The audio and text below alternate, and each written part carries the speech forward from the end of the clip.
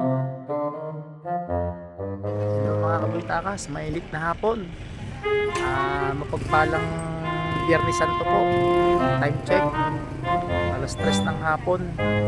Again, nandito po ulit ako sa parokya ng San Francisco ng Paula dito sa Mabini para umattend ng misa ng pang Biyernes Santo. Ayan, so alas 3 po ng hapon ng misa. Bali yun po ang okasyon ngayon ay pagpaparangal sa mahal na krus. Tapos magbasa, and then wala po itong consecration, diretso po ito sa pagpapakomunyon, and then yung pagpapahalik, tsaka ano pa, masasaksihan nyo mamaya. Okay, tapos sa gabi ay di yung sinasabing pagbabantay sa Santo Entierro, o yung si Jesus na namatay. Okay, siya po ay nakalagay sa isang, kung tawagin ni Santo Entierro. Tapos pagtatanod, then may pabasa ng pasyon, tapos sa paglilibing mamayang gabi din. Okay, so yan po ang Biyernes Santo. Matutunghayan nyo po maya maya. Kahapon ay Huwebes Santo, so unang araw ng Triduum, ng Paschal Triduum. Ngayon po ay second day ng Paschal Triduum. So naka-upload na po sa YouTube yung Holy Thursday kung ano nangyari kahapon. Panoorin nyo po mga guys. Marami po kayong matututunan doon sa bagay na yun, lalong lalo na po sa mga Katoliko na nag-aaral ng ating at saka yung masyadong hindi aware sa ating mga tradisyon sa simbahan. Matututunan nyo po ito, ano? At ito naman po ay taon-taon during Holy Week or mahal na araw. So mahalaga po ngayong Holy Week na ito ay yung tinatawag nating Paschal Triduum, simula sa Huwebes Santo, Biyernes Santo hanggang sa Easter Vigil. Okay, so ngayon po ay ikalawang araw ng Triduum. Ay di samahan niyo po ako. Tayo ipapasok na sa simbahan at mainit po. Ano? Babay po mga kabultakas. Babay muna. Bye-bye. Picture muna simbahan. Ayan. Hello mga kabultakas. Nagsisimula na po ang pagdiriwang. Kawalan ng kapangyarihan, alalahanin mo ang iyong awa at bubahan, at sa iyong pag-iingat, gawin mong banal ng lahat, na siyang dahilan, kaya tuloy lumanap mula sa iyong nagpakasabi na anak, upang pagsaluhin kami sa piling ng pagkabuhay na kanyang itinakal, bilang aking tagapamagitan, kasama ang Espiritu Santo, magpasawalang hanggan. Amen. Ang lahat po ay magsupo, dadako tayo sa unang yugto, ang pagpapahayag ng salita ng Diyos. Ayan, salita ng Diyos po. Tayo muna yung makikinig mga kabultakas ha. Sige po, babay na muna po.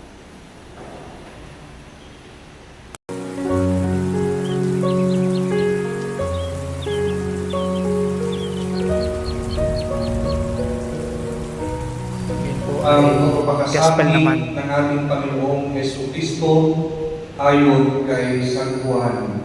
Noong panahong iyon, umalis si Jesus kasama ang kanyang mga alagad.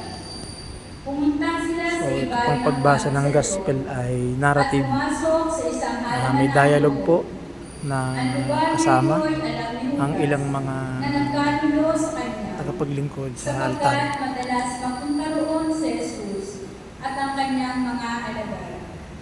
Pumaroon si Judas kasama ang ilang bantay sa templo at isang pangkat na mga kawal. Napadala ng mga punong saserdote at mga Pariseo.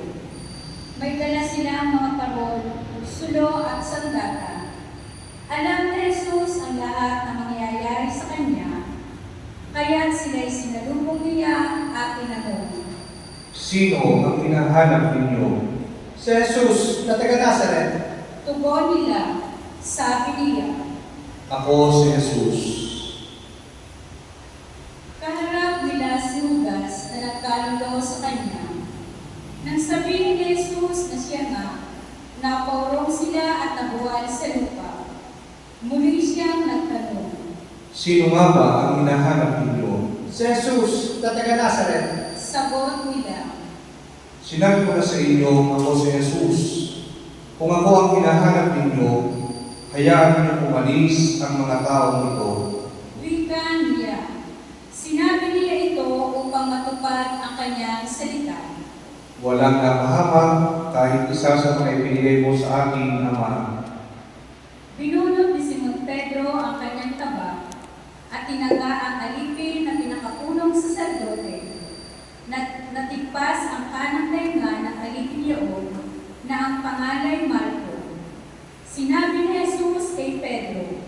Isagin mo ang iyong taba. Dapat inumin ang kanis ng paghihirap na ibinigay sa akin ng Ama. Si Jesus ay dinakip at ginapos ng mga bantay ng Diyo at ng pangkat ng mga kawal. Sa pamumuno ng kanilang kapitan, siya ay dinala muna kay Anas na biyanan ni Caifás, na pinakapunong saserdote ng panahon iyon. Si Caifás ay nagpayo sa mga Hudyo na mas mabuti para sa kanila na isang tao lamang ang mamatay alang-alang sa bayan. Si Simon Pedro at ang isa pang alagad ay sumunod kay Jesus. Kilala ng pinakapunong saserdote ang alagad na ito, kaya nakapasok siya kasama ni Jesus sa patio ng bahay ng pinakapunong saserdote. Naiwan naman si Pedro sa labas ng pintuan. Lumabas ang alagad na kilala ng pinakapunong saserdote. Kinausap ang dalagang nagbabantay sa pinto at pinapasok si Pedro. Si Pedro ay tinanong ng dalaga, Hindi ba't isa ka sa mga alagad ng tao niyan? Hindi. sagot ni Pedro, maginaw noon, kaya nagpabaga ng uling ang mga alipin at mga bantay at tumayo sa paligid ng siya upang magpainit. Nakihalo si Pedro at nagpainit din. Si Jesus ay tinanong ng pinakapunong saserdote tungkol sa kanyang mga alagad at sa kanyang itinuturo. Sumagot si Jesus, Hayagan ako nagsasalita sa banda. Lagi akong nagpupuro sa mga sinagoga at sa templo ng mga Hudyo. Wala akong sinabing paningin. Bakit ako ang tinatanong ninyo? Ang tanongin ninyo ay ang mga nakarinig sa akin. Alam nila kung ano ang sinabi ko. pagkasabi nito, siya ay sinampal ng isa sa mga bantay na naroon. Bakit mo sinasagot na ganyan ang pinakapunong saserdote? Tanong niya, sinagot siya ni Jesus. Kung nagsalita ako ng masama, patunayan ko.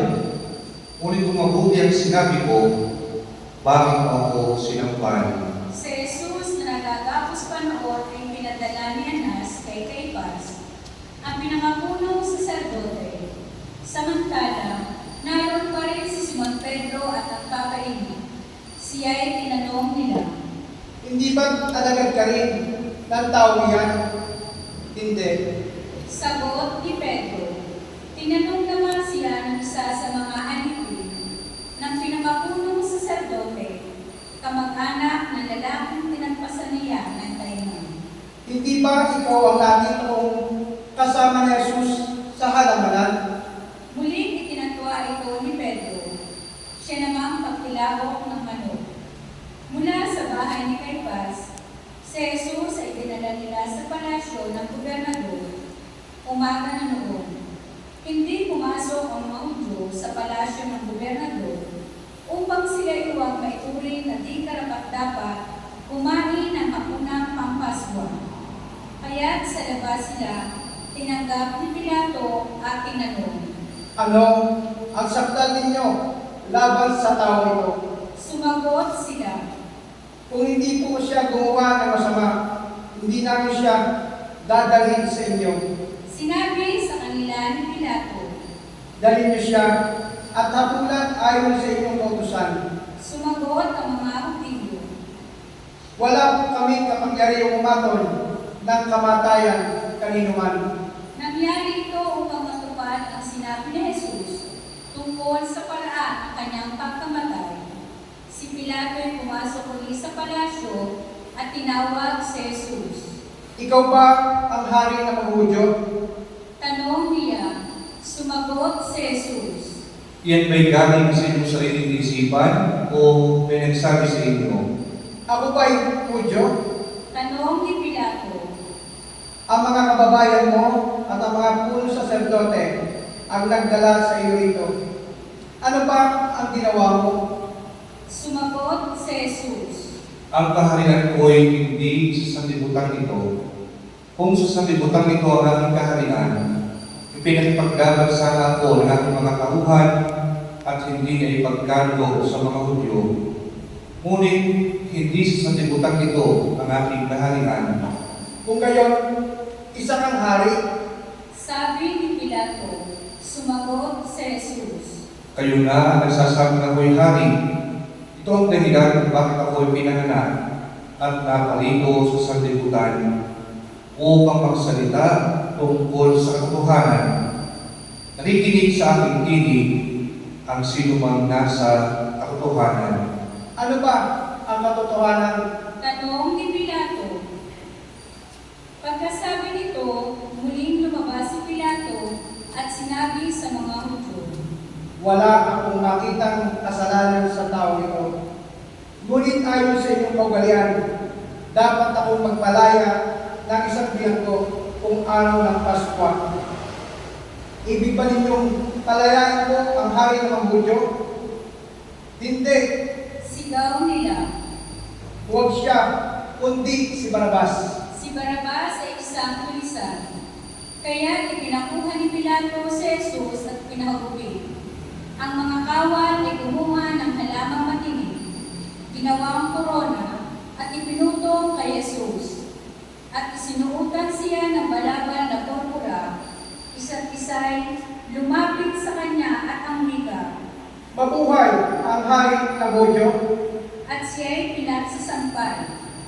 Lumabas ulit si Pilato at sinabi sa kanila, Ihaharap ko siya sa inyo upang malaman ninyo na wala akong makitang kasalanan niya. at inilabas si Jesus ng may koronang tinig at balabal na purpura. Sinabi sa kanila ni Pilato, Narito ang tao. pagkakita sa kanya ng mga punong saserdote at ng mga bantay, sila'y sumigaw. Ipako siya sa krus. Ipako sa krus. Sinabi ni Pilato, Kunin niyo siya at kayo ang magpako sa kanya. Wala akong makitang kasalanan niya.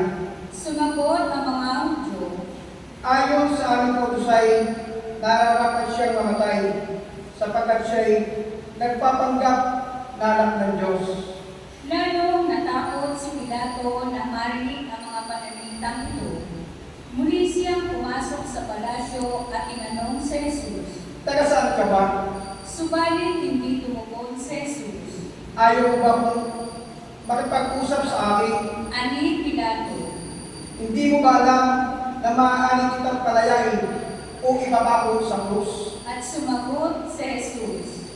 Kaya mo lamang magagawa iyan ay sapagkat ipinagkaloob sa iyo ng Diyos ang kapangyarihan iyan. Kaya mas mabigat ang kasalanan ng nagdala sa akin dito. Nang marinig ito ni Pilato, lalo niyang hinangad na palayain si Jesus. Ngunit nagsigawan ang mga tao. Kapag pinalaya mo ang taong yan, hindi ka kaibigan ni Cesar. Sino mang nagpapanggap na hari ay kalaban ni Cesar. Pagkarinig ni Pilato ng pangungusap na ito, inilabas niya si Jesus at siya ay tumuklog sa hukuman sa dakong tinatawag na ang plataporma, Gabata sa wikang Hebreo.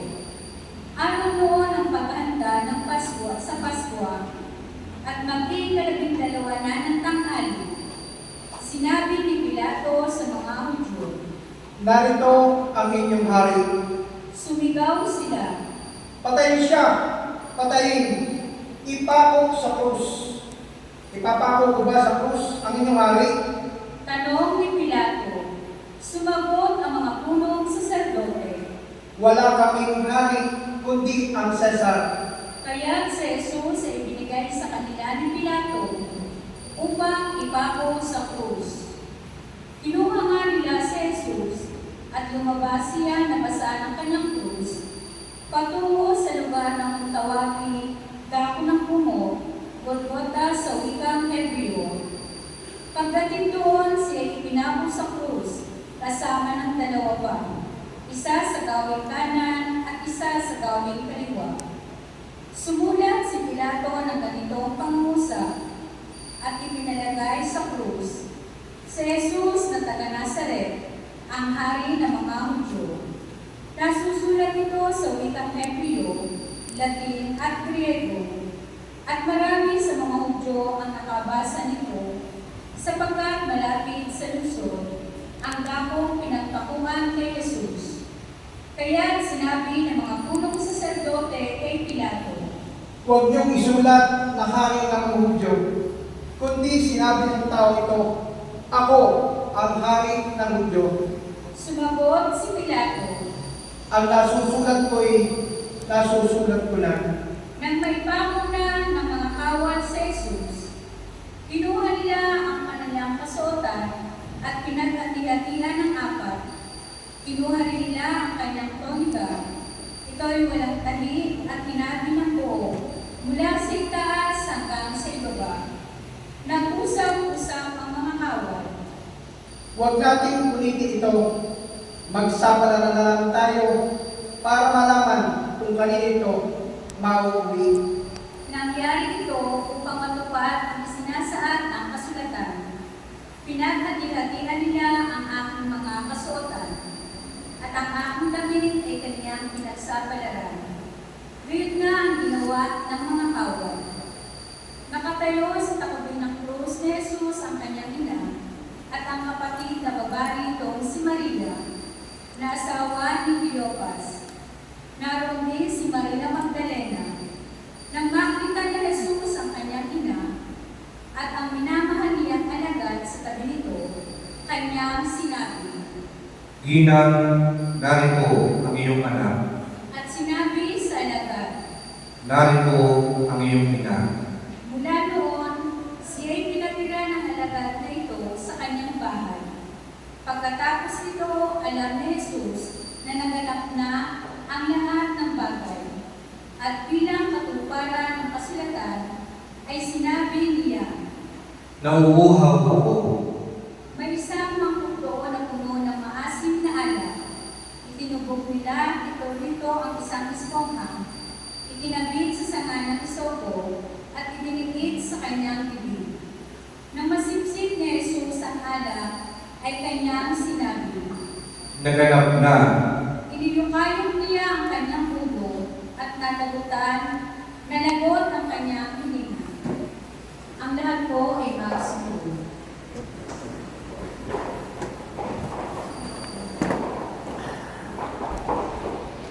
So, pansamantala pong tahimik.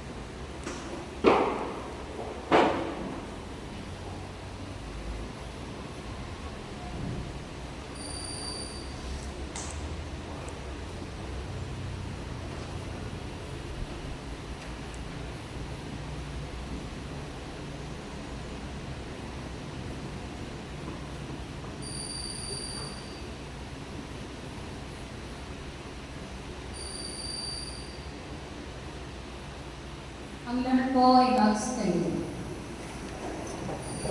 Nooy araw ng paranda at ayaw ng mga Hudyo na manatili sa krus ang mga bangkay sa araw ng pamamahinga, sapagkat dakila ang araw ng pamamahinga ito. Kaya hiniling niya kay Pilato na ipabali nito ang mga pinto na mga ipinako sa krus at alisin doon ang mga bangkay.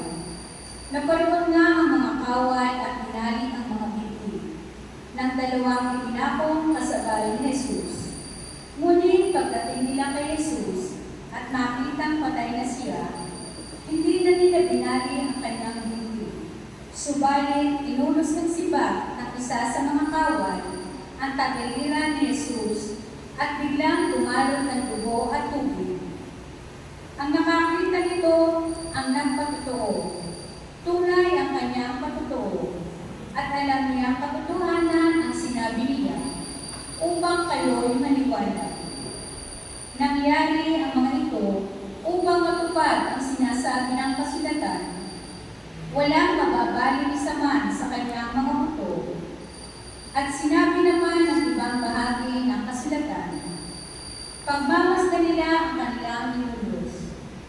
Pagkatapos nito, si Jose na taga-Arimatea ay nagsadya kay Pilato upang humingi ng pahintulot na makuha ang bangkay ni Jesus.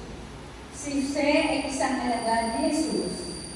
Ngunit Ngunit palihim nga lamang dahil sa takot sa mga Hudyo, at pinahintulutan siya ni Pilato. Kaya kinuha ni Jose ang bangkay ni Jesus. Sumama sa kanya si Nicodemo, may dalang pabango, mga sandaang libra ng pinaghalong mira at aloe. Siya ay nagsadya kay Jesus isang gabi.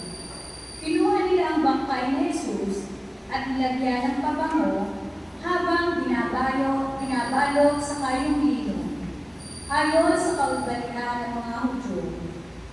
Sa pinagpakuhan ni Jesus ay may isang halamanan, at dito'y may isang bagong libingang hindi pa napaglilibingan. Yaman mo'y araw ng paghahanda ng mga Hudyo, at dahil sa malapit naman ang libingang ito, doon nila nilibing si Jesus. Ang mabuting balita ng Panginoon. Pinupuri ka namin, Panginoon Hesus Kristo. Mga kabaitakas, sermon na po uli ni Padre Renz. Sa ating po minamahal na Dura, Regine, salamat po sa pagsama sa pag-alala.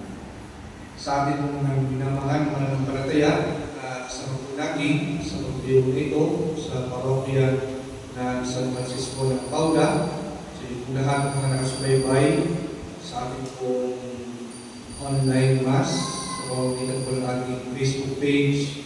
Muli magandang hapon po sa inyong lahat. Ang hapon naman po, Father. Kung ating naman po malalaman, napakaganda ng liturhiya ng ating simbahan. Ang pagdiriwang natin simula kahapon at tatapos sa bihilya o sa Pasko ng muling pagkabuhay ng Panginoong Hesus. Ito po isang continuous celebration. Kaya kung makapasin po ninyo, hindi tinapos sa pagkakanda ng krus ang pagdiriwang kahapon. Hindi rin sinimulan sa pagkakanda ng krus ang ginagawa natin ngayong hapon. Kundi bukas na ulit ng gabi, tatapusin sa pagkakanda ng krus. A continuous celebration. Pero katangi-tangi din sa liturhiya itong mga araw na ito simula kahapon hanggang bukas ng gabi ay ang kahalagahan at kagandahan ng katahimikan. Silence. Our celebration yesterday, the Mass, the Last Supper, ended with silence. Sa hapon ito, pumasok ang mga tagapaglingkod at ang mga pari sa katahimikan. At ito ang pananatilihin natin hanggang bukas bago ang bihilya ng muling pagkabuhay. The value and the importance of silence. Pero ang katahimikan ito sa maraming pagkakataon ng ating buhay ay nagiging masakdap, nagiging masalimuot, mabigat para sa atin ang kahulugan ng katahimikan. At sa salaysay ng pagpapakasakit ng ating Panginoong Hesus Kristo na ating pinahayag kani-kanila lamang ay nagbibigay sa atin ng dalawang pagtahimik. Una, ang pagtahimik ng Diyos sa daing at sigaw ng kanyang anak, Diyos ko, bakit naman ako'y iyong pinabayaan? The Father seems to be quiet. The Father seems to be silent. Wari tahimik ang Diyos Ama sa hinaing at pagtawag ng kanyang anak. Hindi ba tuloy ang karanasan natin sa maraming panalangin, maraming dasal, nakala natin hindi tutugon ang Diyos. God seems to be quiet. God seems to be silent. Parang hindi ako narinig ng Diyos. Tahimik lamang ang Diyos sa ating dasal. That is who God for us. Ano ang Diyos para sa atin? A quiet God. A silent God. Masakit, masalimuot, masakdap para sa atin ang pagtahimik at para bagang pagsasawalang tibok ng Diyos. Pero kung ang Diyos ay wari tumatahimik, tayo mga tao tumatahimik din. Sa pagsaksi ng mga Hudyo, sa pagpapakasakit, sa pagkabayubay, sa pagkabako at kamatayan ni Jesus sa krus, wari tahimik ang lahat. Nasaan ang kanyang mga alagad? Nasaan ang mga taong ginawa niya ng himala? Nasaan ang mga taong pinagaling niya mula sa mga sakit at karamdaman? They seem to be quiet. They seem to be silent.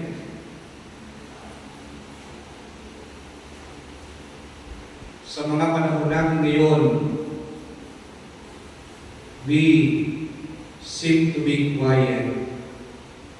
We seem to be silent. Alam natin may karahasan. Alam natin may katiwalian. Alam natin may kawalang katarungan.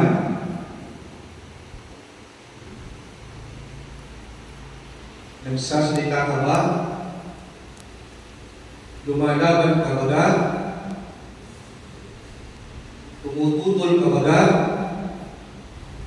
Sumasalumat ka ba? O baka wika natin mahirap nang magsalita? No comment. We seem to be quiet. We seem to be silent. Tumatahimik tayo sa mga pagkakataong sanay tayo nagsasalita. Sa mga pagkakataong sanay tayo may sinasabi. Sa mga pagkakataong sanay tayo lumalaban. Masakdap, mahirap, masakit, masalimuot ang pagtahimik para sa atin. Ang pagtahimik ng Diyos nakatagpo ng pagtahimik ng tao. Sa gitna noon, naroon ang pag-ibig ng Diyos na ipinakita at ginatawan ng napayubay, napako at namatay niyang anak na si Jesus. In the midst of silence, in the midst of our being quiet, there is God's love. Ang pag-ibig na siyang dahilan ng ating kaligtasan. Ang pag-ibig na siyang dahilan din ng ating hindi pagwawalang tibok at hindi pagsasawalang hiling.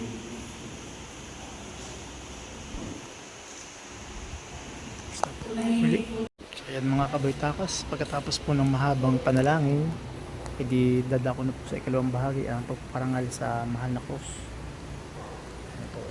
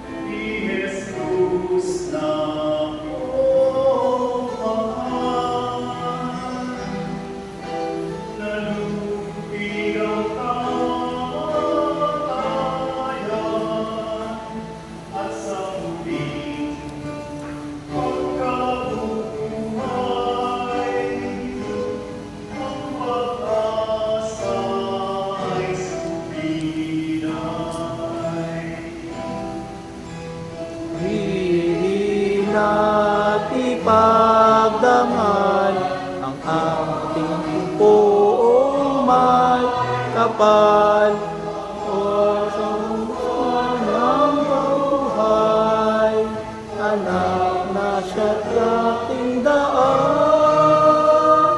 Espiritu ating tanglan. Sandali po ulit tayo pinagpagalang sa krus.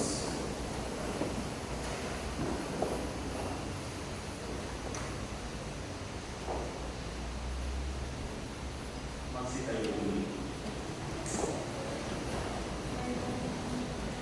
Sa kahoy ng krus na wanan, ni Jesus na mahal, nalugig ang kamatayan,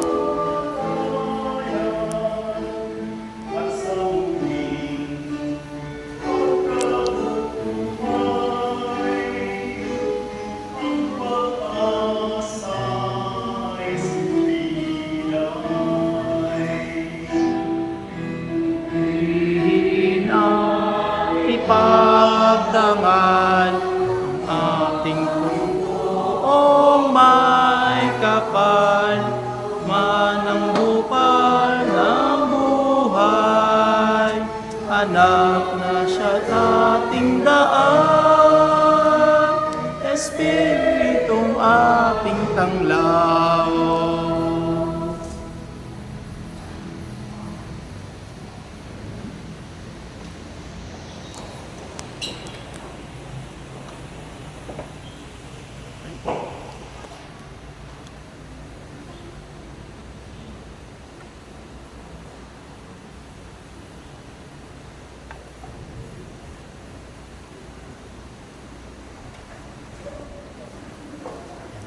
na bigyan na ng parangal ang mahal na krus, mga kabaytakas. Okay po. Yan naman po mga kabaytakas ay ginaganap ang pagpapahalik sa krus. Sinisimulan po ito ng mga naglilingkod sa altar at siguro po yung pagkatapos nila ay ang mga taong bayan naman po.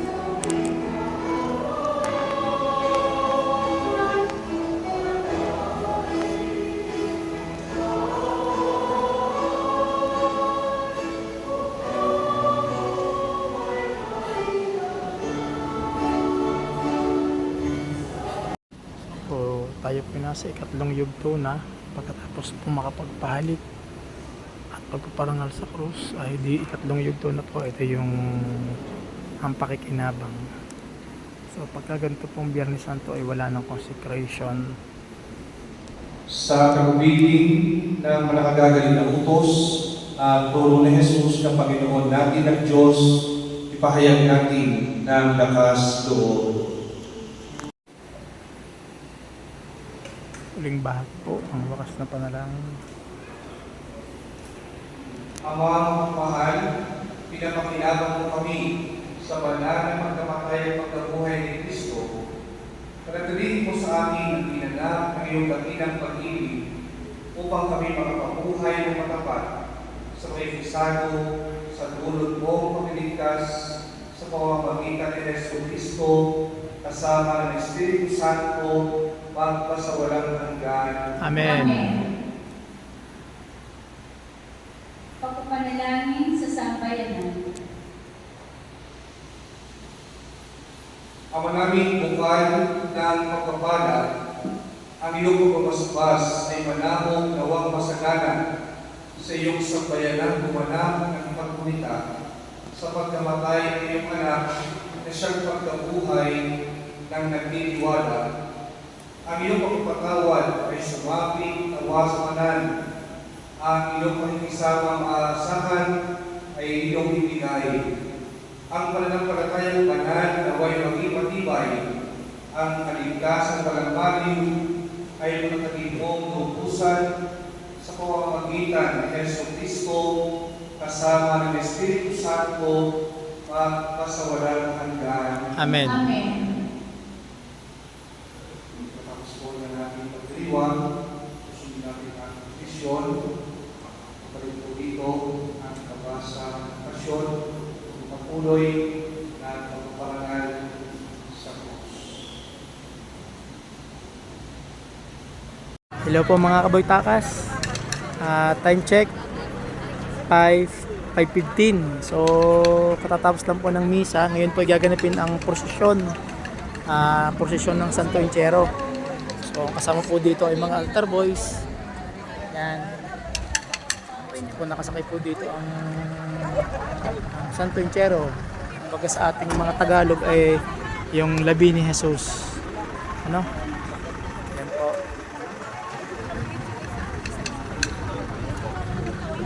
Natin. Saan natin ang picture?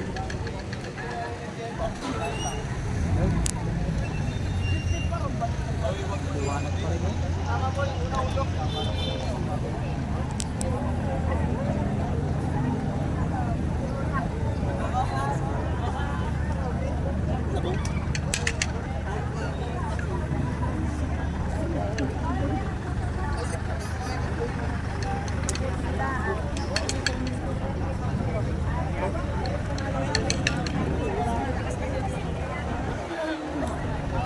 Mamaya na po ulit mga kabaytakas pag lumakad na.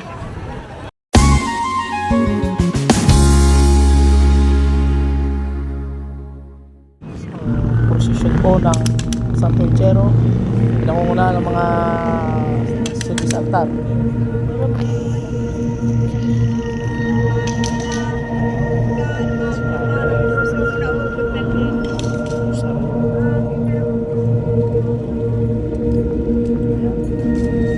Nandito lang po kami sa mission.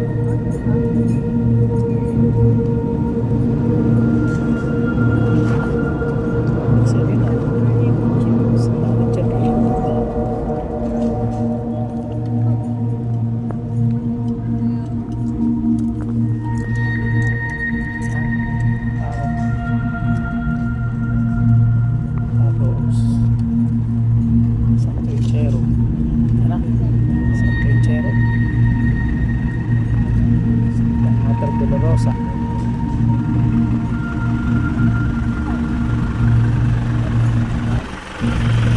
Pero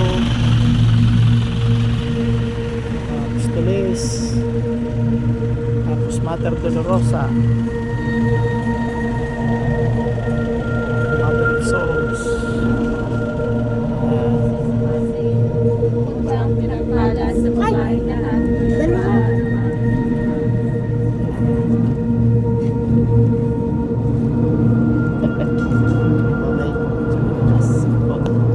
Mamaya na po ulit. Yan mga kabitakas, pabalik na po ng simbahan mula sa prosesyon. Salubungin natin ang mga dumarating. Yan po sila.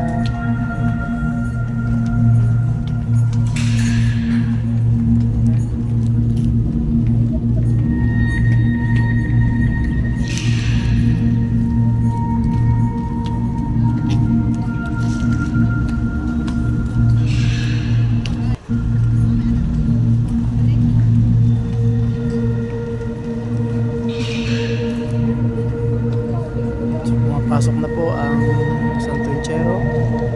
Kasunod ang Mater Dolorosa.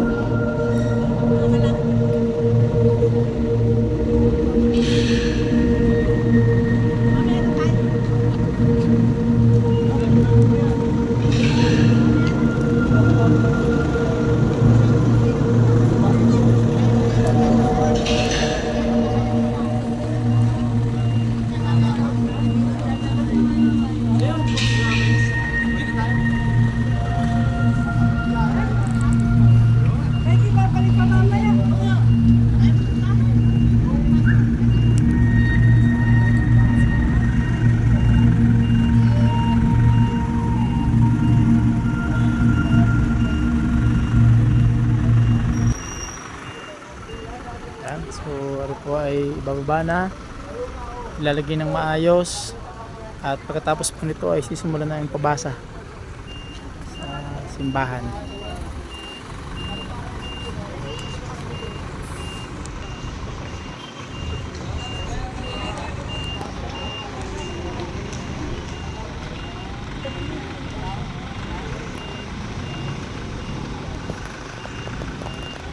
Ito naman ang Mater Dolorosa.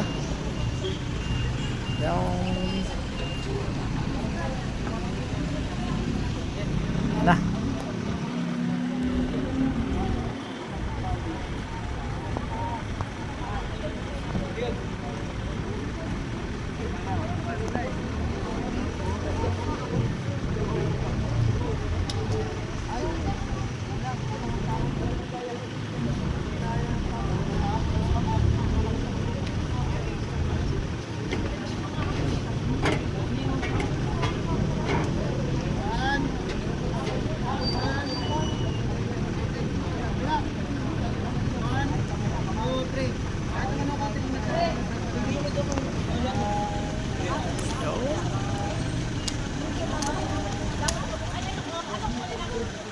Binuhat.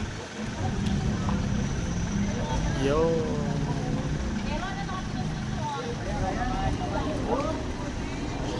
Ayos. Kaya naman ang Mater Dolorosa.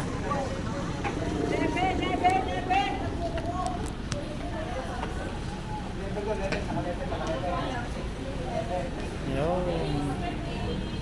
Okay, mga kabaytakas. So, yun na lang muna po. Daming time. Mamaya na po uli. Susunod po baba yung Mater Dolorosa. Yan. Okay.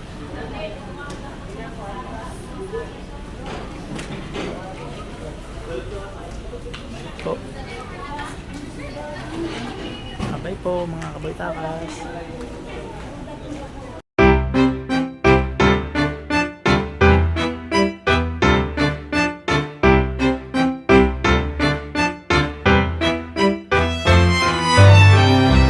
Hello mga kabaytakas, magandang gabi po. Nandito na ulit ako sa simbahan at pagpatuloy ang second day 3 doon, Biyernes Santo. So ngayon pong gabi ay pabasa ng Pasyon habang nagtatanod sa Santo Enchero. So mamaya po tayo lalapit doon at medyo marami pa tao. Saka walang kasama si Boy Takas.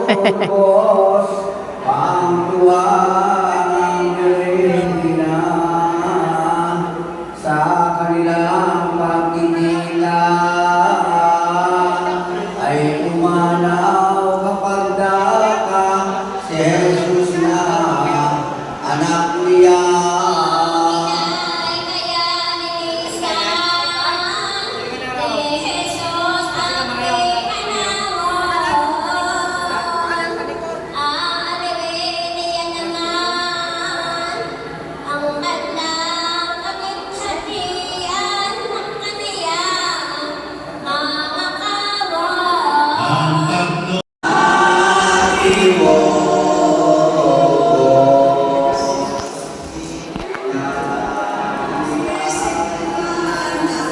Maraming tao dito ngayon.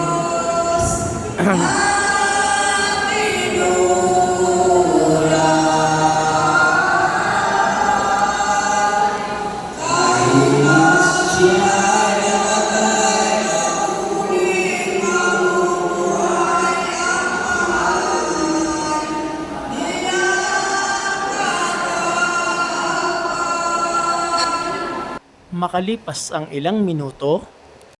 Hello mga Kaboy Takas. Ngayon po ay ang nagaganap po ay ang pagdilibing. So nilagay na po ang Santo Enchero sa truck. Ito po ay ililibing na sa may barangay Sampaguita. So ito po ang mga maglilibing. Yan. Actually marami pong tao. Ako lang ay nasa likod. Nasa likod lang ako.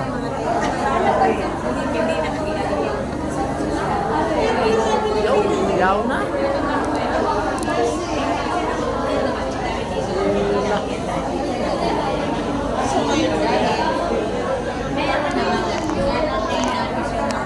So again, ang living po ay ang living po ay Sampaguita. Okay? Yan. Natin yung mga tao. Hello.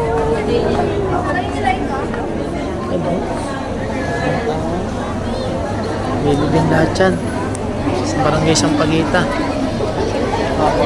Okay. Siyempre. Hello po ma, magandang gabi ho. Wala pa akong pino. Yan. Gusto ako dito Sige muna. po. Mamaya na po ulit mga Kaboy Takas. Baka tayo madapa. Sisinda na ng kandila. Mamaya na po ulit. Bye bye. Mga Kaboy Takas. Yes. Woo! Lalakad na po kami papuntang Sampaguita. Sitio Kanluran. Ayan. Dapat pala yung naka-double cam. Siya na. So, marami-rami po ang naglilibing ngayon.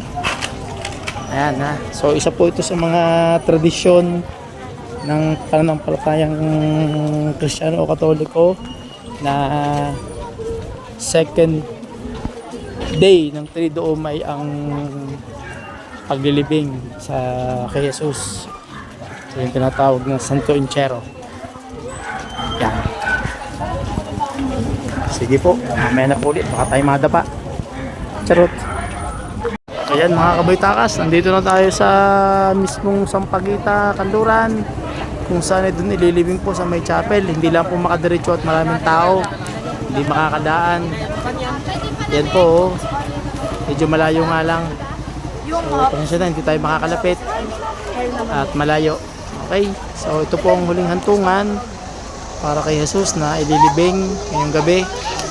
So last part po ng ating Triduum, second day, Biyernes Santo. Sige po mga Kaboy Takas, maraming salamat po sa pagsubaybay at pagsama ngayong panahon ng Kwaresma, lalong lalo na yung Holy Week, ang Paschal Triduum. Sige po, bye-bye po mga Kaboy Takas. Bye-bye na po. Praise to the Lord, the Almighty, the King of creation. O my soul, praise Him, for He is thy health and salvation. For He who gives me in blood